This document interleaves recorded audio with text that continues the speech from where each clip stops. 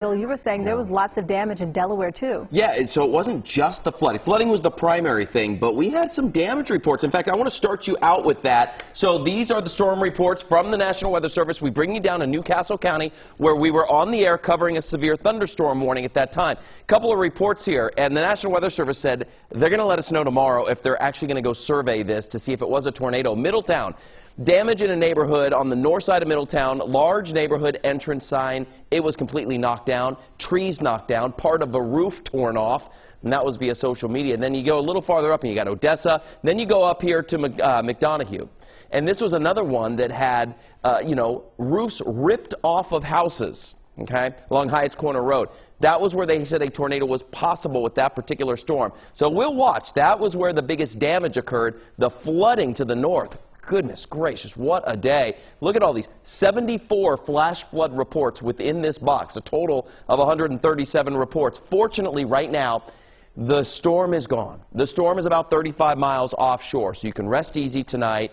But we still have some flood warnings. Now, last time I told you about the one in Berks County where things are just still flooded around the area. This one here, you got the Schuylkill and you have Brandywine Creek. This is up until tomorrow morning, and this is going to crest. And at its stage that it's expected to crest, places like Creek Road and Route 926 could see flooding at that intersection there. And then I take you over to the Schuylkill. So this is from Pottstown to Norristown, right down through Philadelphia. I'll use the Philadelphia one, for example. It's forecast to get up to 11.4 feet.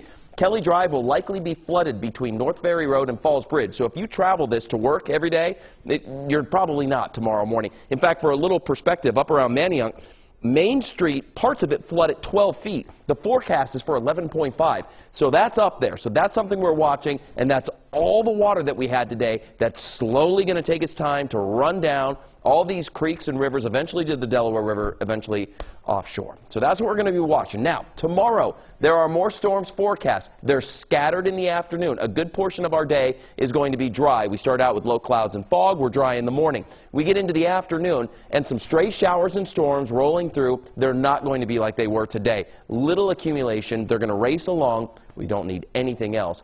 But it's going to be in that period between like 2, 3 in the afternoon through about 8 at night. So that's tomorrow. Then we get into a nice drying trend for Tuesday and Wednesday. If you're somebody that said, hey, my kids just want to go to the pool and I want to rest easy that we're not going to be dealing with storms or anything like that, the water parks, or you just don't want to deal with any rainfall because we've had enough, Tuesday and Wednesday are your days. Plenty of sunshine, humidity level a little lower. It's going to be hot on Wednesday, 93. Unfortunately, though, we get into Thursday, chance of storms. Friday, Saturday, calling it storms likely, with a chance of storms rolling right on into our Sunday. That's where the forecast. We'll send it back over to you.